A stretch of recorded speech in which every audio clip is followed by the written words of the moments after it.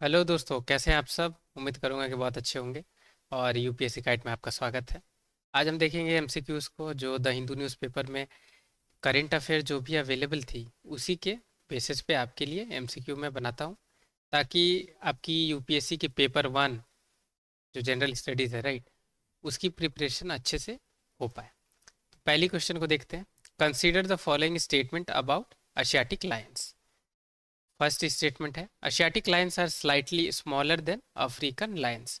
यानी Asiatic lions छोटी रहती है साइज में अफ्रीकन लायन से। दूसरी स्टेटमेंट है, African lions are less vocal than Asiatic lions. यानी अफ्रीकन लायंस है वो दहाड़ती है, रोर करती है, वो कम करती है एशियाटिक लायंस के मुकाबले। थर्ड स्टेटमेंट है, IUCN status of Asiatic lions is vulnerable. यानी आयुसियन स्टेटस के हिसाब से एशियाटिक लायंस को वर्नरेबल कैटेगरी में रखा गया है। तो which of the following given statement above is correct. तो कौन सी स्टेटमेंट इन तीनों में से सही है वो पूछी जा रही है। Option A one only, option B one and two, option C two and three, option D one two and three. तो वीडियो पॉज करके एक बार अच्छे से ये स्टेटमेंट्स को पढ़ के आप इसकी करेक्ट ऑप्शन यानी आंसर को कमेंट बॉक्स में बता सकते हैं। तो इसकी जो करेक्ट आंसर है वो है ए वन ओनली। ठीक है, अब हम देख लेते हैं ए वन ओनली क्यों है। तो Asiatic lions are slightly smaller than African lions, ये सही बात है। एशियाटिक लायंस छोटी रहती है साइज में अफ्रीकन लायंस के मुकाबले। दूसरी स्टेटमेंट क्या थी कि African lions are less vocal than Asiatic lions, तो ये अपोजिट है। ठीक है, एशियाटिक लायंस लेस वोकल है, वो ज़्यादा दहाड़ती या रोड नहीं करती है अफ्रीकन लायंस से उनके मुकाबले। थर्ड स्टेटमेंट क्या है कि IUCN status of Asiatic lions is vulnerable, ये गलत है। वर्नरेबल नहीं है, इंडेंजर्ड कैटेगरी में रखी गई है। तो आयुसियन स्टेटस एशियाटिक लायंस की क्या है, इंडेंजर्ड। अब दूसरी हम देखते हैं एमसीक्यू को। Which of the following constitutional amendment act provided for the appointment of the same person as governor for two or more states. यहाँ पूछी जा रही है कि कौन सी अमेंडमेंट इनमें से लाई गई थी जिसमें गवर्नर के लिए एक प्रोविजन लाई गई। क्या थी वो प्रोविजन कि गवर्नर एक सेम गवर्नर दो या ज़्यादा स्टेट्स के भी गवर्नर हो सकते हैं। तो पहली स्टेटमेंट है फोर्थ अमेंडमेंट एक्ट, दूसरी है, सॉरी, ऑप्शन ए है, ऑप्शन बी है seventh amendment act, option C है eleventh amendment act, option D है 24th अमेंडमेंट एक्ट। तो वीडियो पॉज करके आप इसकी आंसर कमेंट बॉक्स में बता सकते हैं। तो इसकी जो करेक्ट आंसर है वो है बी, सेवेंथ अमेंडमेंट एक्ट। वैसे गवर्नर बहुत ज़्यादा अभी न्यूज़ में है, ठीक है, क्योंकि इनकी पावर पे भी क्वेश्चन चल रही थी। फिर अभी प्रेसिडेंट ने 9 स्टेट्स की गवर्नर को भी अपॉइंट किया हुआ है, राइट। और अभी आज ही की न्यूज़ में गवर्नर जो हैं, राइट, उनकी फंक्शंस पे एक मीटिंग हुई थी, तो उसी पे बेसिकली ये न्यूज़ थी, राइट। तो सेवेंथ अमेंडमेंट एक्ट इसकी आंसर है। सेवेंथ अमेंडमेंट एक्ट से गवर्नर को ऐसी प्रोविजन मिली, पावर मिली कि वो एक से ज़्यादा स्टेट्स के भी गवर्नर हो सकते हैं। ठीक है, तो बी है सेवेंथ अमेंडमेंट। थर्ड हम देखते हैं MCQ. Recently axiom 4 was in news. Axiom 4 is related to option A virus, option B international space station mission, option C genome technology, option D invasive species। तो video pause करके आप इसकी answer comment box में ज़रूर बताएं। तो इसका जो करेक्ट आंसर है वो है B, international space station mission. तो नासा और इंडिया के द्वारा ये मिशन को लाया गया है एक्सोम 4, जहां इंडिया की दो मेंबर्स हैं उन्हें सेलेक्ट किया गया है इस मिशन के लिए, ताकि वो इंटरनेशनल स्पेस एजेंसी को सॉरी, इंटरनेशनल स्पेस स्टेशन जो है उसे एक्सप्लोर करें। क्योंकि आपको पता होगा गगनयान हमारी एक मिशन है, राइट। गगनयान एक मिशन है, राइट। तो गगनयान मिशन में क्या है कि इंडिया के 3 क्रू मेंबर्स को 400 किलोमीटर ऊपर अर्थ सरफेस से सेंड किया जाएगा, और फिर उन्हें वापस सेफली अर्थ के सरफेस पे लैंड करवाया जाएगा। तो गगनयान एक मिशन भी है, राइट। उसी को फुलफिल करने के लिए ये पर्टिकुलर जो मिशन है इंडिया और नासा के द्वारा कंडक्ट की गई है। तो इंटरनेशनल स्पेस स्टेशन मिशन है ये। फोर्थ देखते हैं MCQ. Which consider the following correct statement regards to monetary policy committee. तो एमपीसी के बारे में पूछी गई है। ए क्या है, MCP is chaired by finance minister.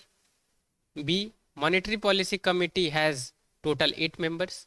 D, monetary policy committee was constituted under the Reserve Bank of India Act 1934.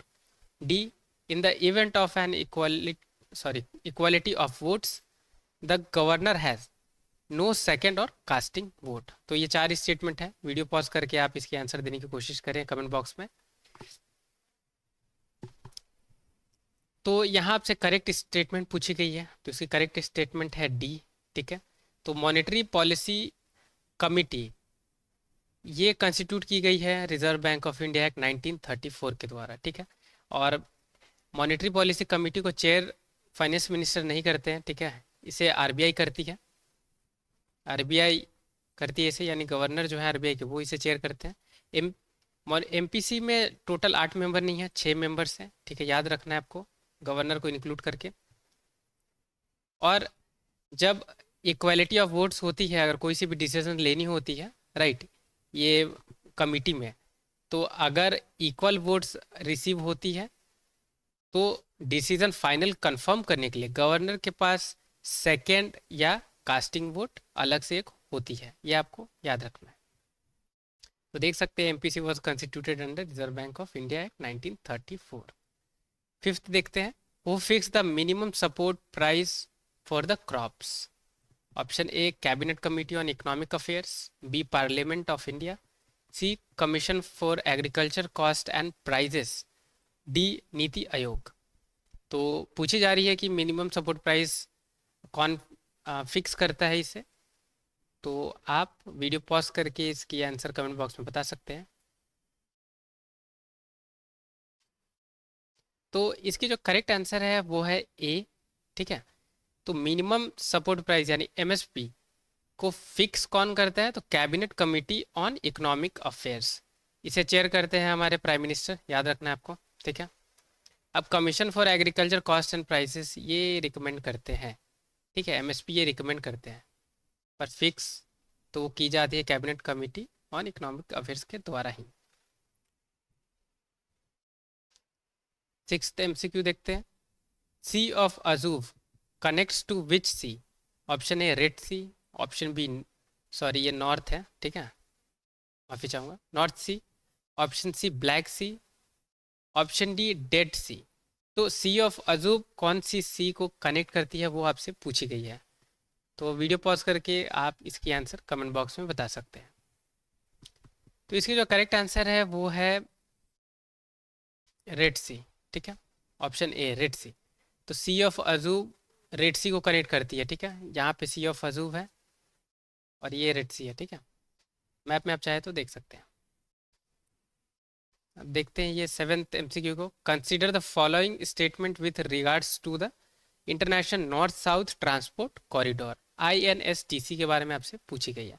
First statement क्या है कि it is 800 kilometre multi mode transport corridor. Second, the objective of the corridor is to increase trade connectivity between major cities of nations. Third, India, Iraq, Russia, Turkey and Azerbaijan are members of INSTC. तो select the incorrect option। आपसे incorrect option पूछी गई है INSTC के regards में। तो A है 1 only, B 3 and 4, C 1 and 3, D 2 only। ठीक है, इनकरेक्ट पूछी गई है। वीडियो पॉज करके आप कमेंट में इसकी आंसर बताएं मुझे। तो इसकी करेक्ट आंसर है वो है सी 1 and 3। तो 1 और 3 दोनों स्टेटमेंट इनकरेक्ट है। अब ये जो है it is 8000 kilometre multi mode transport corridor. Multi mode transport corridor है, ये तो सही बात है, पर ये 8000 किलोमीटर नहीं है। ठीक है, ये 70 to 75 7200 या 500 किलोमीटर्स है। ठीक है, 8000 किलोमीटर नहीं है। ठीक है, दूसरी स्टेटमेंट जो गलत थी वो थी थर्ड, कि India, Iraq, Russia, Turkey and Azerbaijan are member of INST। तो इंडिया तो मेंबर है, रशिया भी मेंबर है, टर्की भी मेंबर है, अजरबैजान भी मेंबर है, पर ईरान मेंबर है, इराक मेंबर नहीं है। इसी की वजह से ये स्टेटमेंट हो जाती है गलत। ठीक है, जो दूसरी स्टेटमेंट है ये सही है कि ऑब्जेक्ट क्या है कॉरिडोर की, तो ट्रेड कनेक्टिविटी मेजर जो सिटीज नेशंस की हैं उसमें इंक्रीज करनी है। 8th एमसीक्यू देख लेते हैं। In which part of the Constitution of India do we find the provision relating to citizenship. तो सिटीजनशिप के बारे में बात कौन सी पार्ट में की गई है कॉन्स्टिट्यूशन के, वो पूछी गई है। तो ऑप्शन ए है पार्ट ए 1, ऑप्शन बी है पार्ट 2, ऑप्शन सी है पार्ट 7, ऑप्शन डी है पार्ट 9। तो वीडियो पॉज करके इसकी आंसर आप कमेंट बॉक्स में बता सकते हैं, बहुत इजी है राइट। तो इसकी जो करेक्ट आंसर है वो है बी, पार्ट 2 में। तो पार्ट 2 में कॉन्स्टिट्यूशन में बात की गई है सिटीजनशिप के बारे में। थैंक यू सो मच, आज के लिए इतना ही है वीडियो में। वीडियो पसंद आएगी तो लाइक ज़रूर करें, और मैं उम्मीद करूँगा कि आपने ज़्यादा नंबर्स ऑफ क्वेश्चन को अटेम्प्ट किया होगा और करेक्ट आपने आंसर उसकी दी भी होगी। तो चैनल को सब्सक्राइब अगर आपने किया है या अभी तक नहीं किया है, या चैनल पे अगर आप नए हैं तो प्लीज़ चैनल को सब्सक्राइब करें। टिल द टाइम के लिए take care, have a great day ahead.